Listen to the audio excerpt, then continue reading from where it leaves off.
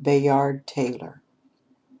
Since Samuel Johnson toiled in Grub Street, London, literature has scarcely furnished a more pathetic or inspiring illustration of struggle to success than that of Bayard Taylor. Born of Quaker parentage in the little town of Kennett Square near Philadelphia, January 11, 1825, he grew to boyhood in the midst of fresh air and the hard work of farm life. His mother, a refined and intelligent woman who taught him to read at 4, and who early discovered her child's love for books, shielded him as far as possible from picking up stones and weeding corn, and set him to rocking the baby to sleep. What was her amazement one day, on hearing loud cries from the infant, to find Bayard absorbed in reading and rocking his own chair furiously, supposing it to be the cradle. It was evident that though such a boy might become a fine literary man, he could not be a successful baby tender. He was especially eager to read poetry and travels, and before he was 12 years old had devoured the contents of their small circulating library, as well as Cooper's novels and the histories of Gibbon, Robertson, and Hume. The few books which he owned were bought with money earned by selling nuts which he had gathered. He read Milton, Scott, Byron, and Wordsworth, and his mother would often hear him repeating poetry to his brother after they had gone to bed. He was always planning journeys in Europe, which seemed very far from being realized. At 14, he began to study Latin and French, and at 15, Spanish. And a year later, he assisted in teaching at the academy where he was attending school. He was ambitious, but there seemed no open door. There is never an open door to fame or prosperity except we open it for ourselves. The world is too busy to help others, and assistance usually weakens rather than strengthens us. About this time he received, through request, an autograph from Charles Dickens, then lecturing in this country. The boy of 16 wrote in his journal, "It was not without a feeling of ambition that I looked upon it, that as he, a humble clerk, had risen to be the guest of a mighty nation, so I, a humble pedagogue, might, by unremitted and arduous intellectual and moral exertion, become a light, a star, among the names of my country. May it be. I believe all poets are possessed in a greater or less degree of ambition. I think this is never given without a mind of sufficient power to sustain it, and to achieve its lofty object." At 17, Bayard's schooling was over. He sketched well and would gladly have gone to Philadelphia to study engraving, but he had no money. One poem had been published in the Saturday Evening Post. Those only who have seen their first poem in print can experience his joy. But writing poetry could not earn him a living. He had no liking for teaching, but as that seemed the only thing at hand, he would try to obtain a school. He did not succeed, however, and apprenticed himself for 4 years to a printer. He worked faithfully, using all his spare hours in reading and writing poetry. 2 years later, he walked to Philadelphia and back, 30 miles each way, to see if 15 of his poems could not be printed in a book. His ambition evidently had not abated. Of course, no publisher would take the book at his own risk. There was no way of securing its publication, therefore, but to visit his friends and solicit them to buy copies in advance. This was a trying matter for a refined nature, but it was a necessity. He hoped thus to earn a little money for travel, and to win a name that the person who shall be chosen to share with me the toils of life will not be ashamed to own. This person was Mary Agnew, whose love and that of Bayard Taylor form one of the saddest and tenderest pictures in our literature. At last, the penniless printer boy had determined to see Europe.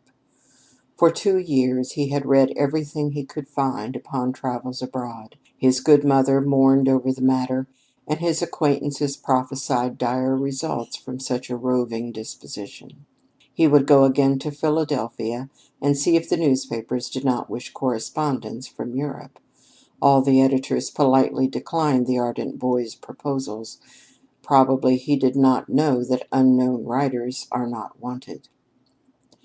About to return home, not in despair, he afterwards wrote, but in a state of wonder as to where my funds would come from, for I felt certain they would come.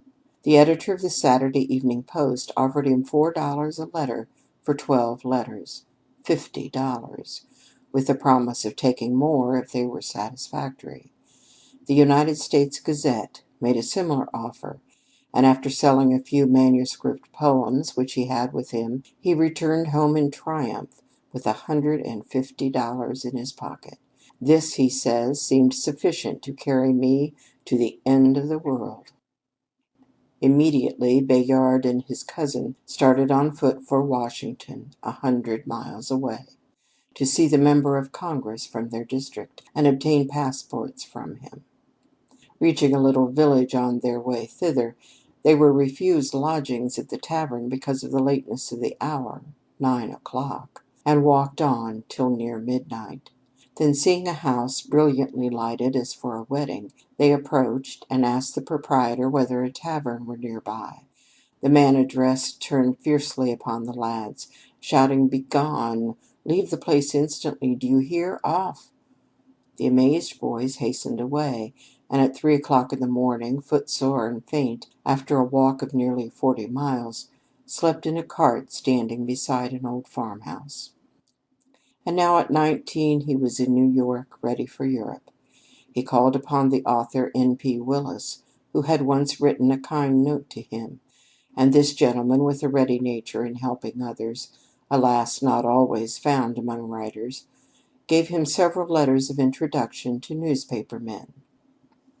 Mr. Greeley said bluntly, when applied to, "I am sick of descriptive letters, and will have no more of them, but I should like some sketches of German life and society, after you have been there and know something about it. If the letters are good, you shall be paid for them, but don't write until you know something." July 1st, 1844, Bayard and two young friends, after paying $10 each for steerage passage, started out for this eventful voyage. No wonder that as land faded from sight, and he thought of gentle Mary Agnew and his devoted mother, his heart failed him, and he quite broke down. After 28 days they landed in Liverpool, strangers, poor, knowing almost nothing of the world, but full of hope and enthusiasm. They spent 3 weeks in Scotland and the north of England, and then traveled through Belgium to Heidelberg. Bayard passed the first winter in Frankfurt in the plainest quarters, and then, with his knapsack on his back, visited Leipzig, Dresden, Prague, Vienna, and Munich. After this, he walked over the Alps and through northern Italy, spending 4 months in Florence and then visiting Rome. Often he was so poor that he lived on 20 cents a day. Sometimes he was without food for nearly 2 days, writing his natural and graphic letters when his ragged clothes were wet through, and his body faint from fasting. But the manly, enthusiastic youth always made friends by his good cheer and unselfishness. At last he was in London, with but 30 cents to buy food and lodging. But he had a poem of 1,200 lines in his knapsack, which he supposed any London publisher would be glad to accept. He offered it, but it was declined with thanks. The youth had not learned that Bayard Taylor unknown and Bayard Taylor famous in 2 hemispheres were 2 different names upon the title page of a book. Publishers cannot usually afford to do missionary work in their business. They print what they sell. Weak from seasickness, he says, hungry, chilled, and without a single acquaintance in the great city, my situation was about as hopeless as it is possible to conceive. Possibly he could obtain work in a printer's shop. This he tried hour after hour, and failed. Finally, he spent his last twopence for bread, and found a place to sleep in a third-rate chop-house, among sailors and actors from the lower theatres. He rose early so as not to be asked to pay for his bed, and again sought work. Fortunately, he met an American publisher who loaned him $5, and with a thankful heart he returned to pay for his lodging. For 6 weeks he stayed in his humble quarters, wrote letters home to the newspapers, and also sent various poems to the English journals, which were all returned to him. For 2 years he supported himself on $250 a year, earning it all by writing. I saw, he says, almost nothing of intelligent European society, but literature and art were nevertheless open to me, and a new day had dawned in my life. On his return to America, he found that his published letters had been widely read. He was advised to put them in a book, and Views Afoot, with a preface by N.P. Willis, were soon given to the world. 6 editions were sold the first year, and the boy who had seen Europe in the midst of so much privation found himself an author with the prospect of fame. Not alone had poverty made these 2 years hard to bear, he was allowed to hold no correspondence with Mary Agnew, because her parents steadily refused to countenance the young lovers. He had wisely made his mother his confidante, and she had counseled patience and hope. The rising fame possibly smoothed the course for true love, for at 21 Bayard became engaged to the idol of his heart. She was an intelligent and beautiful girl, with dark eyes and soft brown hair, and to the ardent young traveler seemed more angel than human. He showed her his every poem, and laid before her every purpose. He wrote her, "I have often dim, vague forebodings that an eventful destiny is in store for me." And then he added in quaint Quaker dialect, "I have told thee that existence would not be endurable without thee. I feel, further, that thy aid will be necessary to work out the destinies of the future. I am really glad that thou art pleased with my poetry. One word from thee is dearer to me than the cold praise of all the critics in the land." For the year following his return home, he edited a country paper, and thereby became involved in debts which required the labors of the next 3 years to cancel. He now decided to go to New York, if possible, where there would naturally be more literary society and openings for a writer. He wrote to editors and publishers, but there were no vacancies to be filled. Finally, he was offered enough to pay his board by translating, and this he gladly accepted. By teaching literature in a young ladies' school, he increased his income to $9 a week. Not a luxurious amount, surely. For a year he struggled on, saving every cent possible, and then Mr. Greeley gave him a place on the Tribune at $12 a week. He worked constantly, often writing poetry at midnight when his day's duties were over. He made true friends such as Stedman and Stoddard, published a new book of poems, and in the beginning of 1849 life began to look full of promise. Sent by his paper to write up California, for 6 months he lived in the open air, his saddle for his pillow, and on his return wrote his charming book, El Dorado. He was now 25, out of debt, and ready to marry Mary Agnew. But a dreadful cloud had meantime gathered and burst over their heads. The beautiful girl had been stricken with consumption. The May Day bridal had been postponed.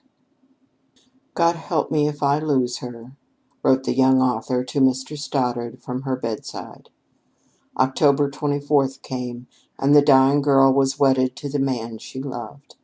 4 days later he wrote, "We have had some heartbreaking hours, talking of what is before us, and are both better and calmer for it."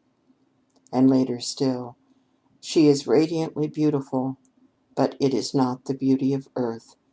We have loved so long, so intimately, and so wholly, that the footsteps of her life have forever left their traces in mine. If my name should be remembered among men, hers will not be forgotten." December 21st, 1850, she went beyond. and Bayard Taylor at 26 was alone in the world, benumbed, unfitted for work of any kind. I am not my true self more than half the time. I cannot work with any spirit. Another such winter will kill me, I am certain. I shall leave next fall on a journey somewhere, no matter where, he wrote a friend. Fortunately, he took a trip to the Far East, traveling in Egypt, Asia Minor, India, and Japan for 2 years, writing letters which made him known the country over. On his return, he published 3 books of travel and accepted numerous calls in the lecture field. His stock in the Tribune had become productive, and he was gaining great success. His next long journey was to Northern Europe, when he took his brother and 2 sisters with him, as he could enjoy nothing selfishly. This time he saw much of the Brownings and Thackeray, and spent 2 days as the guest of Tennyson. He was no longer the penniless youth, vainly looking for work in London to pay his lodging, but the well-known traveler, lecturer, and poet. October 27, 1857, 7 years after the death of Mary Agnew, he married the daughter of a distinguished German astronomer, Marie Hansen, a lady of great culture, whose companionship has ever proved a blessing. Tired of travel, Mr. Taylor now longed for a home for his wife and infant daughter, Lillian. He would erect on the old homestead where he played when a boy such a house as a poet would love to dwell in, and such as poet friends would delight to visit. So with minutest care and thought, Cedarcroft, a beautiful structure, was built in the midst of 200 acres. Every flower, every tree was planted with as much love as Scott gave to Abbotsford. But when it was completed, the old story had been told again, of expenses going far beyond expectations, and instead of anticipated rest, toil and struggle to pay debts and provide for constant outgoes. But Bayard Taylor was not the man to be disturbed by obstacles. He at once set to work to earn more than ever by his books and lectures. With his characteristic generosity, he brought his parents and his sisters to live in his home, and made everybody welcome to his hospitality.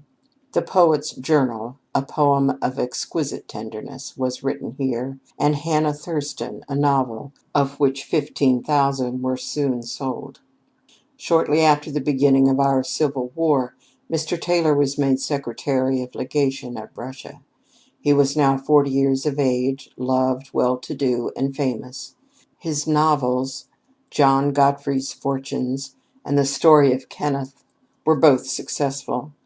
The picture of St. John, rich and stronger than his other poems, added to his fame.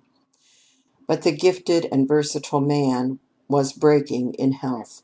Again he traveled abroad and wrote byways in Europe. On his return he translated with great care and study Faust, which will always be a monument to his learning and literary skill. He published Lars, a Norway Pastoral, and gave delightful lectures on German literature at Cornell University and Lowell and Peabody Institutes at Boston and Baltimore. At last he wearied of the care and constant expense of Cedarcroft. He needed to be near the New York libraries. Mr. Greeley had died, his newspaper stock had declined, and he could not sell his home as he had hoped. There was no alternative but to go back in 1871 into the daily work of journalism in the Tribune office. The rest which he had longed for was never to come. For 4 years he worked untiringly, delivering the centennial ode at our exposition, and often speaking before learned societies. In 1878, President Hayes bestowed upon him a well-deserved honor by appointing him minister to Berlin. Germany rejoiced that a lover of her life and literature had been sent to her borders. The best of New York gathered to say good-bye to the noted author. Arriving in Berlin, Emperor William gave him cordial welcome, and Bismarck made him a friend. A pleasant residence was secured and furniture purchased. At last he was to find time to complete a long-desired work, the lives of Goethe and Schiller. Prince Deucalion, his last noble poem, had just reached him. All was ready for the best and strongest work of his life, when lo, the overworked brain and body gave way. He did not murmur. Only once, December 19th, he groaned, I want, oh, you know what I mean, that stuff of life. It was too late. At 53, the great heart, the exquisite brain, the tired body were still. Dead he lay among his books, the peace of God was in his looks. Germany, as well as America, wept over the bier of the once poor Quaker lad who traveled over Europe with scarce a shilling in his pocket, now by his own energy brought to one of the highest positions in the gift of his country. December 22nd, the great of Germany gathered about his coffin, Berthold Auerbach, speaking beautiful words. March 13th, 1879, the dead poet lay in state in the City Hall of New York, in the midst of assembled thousands. The following day the body was borne to Cedarcroft, and surrounded by literary associates and tender friends, laid to rest. Public memorial meetings were held in various cities, where Holmes, Longfellow, Whittier, and others gave their loving tributes. A devoted student, a successful diplomat, a true friend, a noble poet, a gifted traveler, a man whose life will never cease to be an inspiration.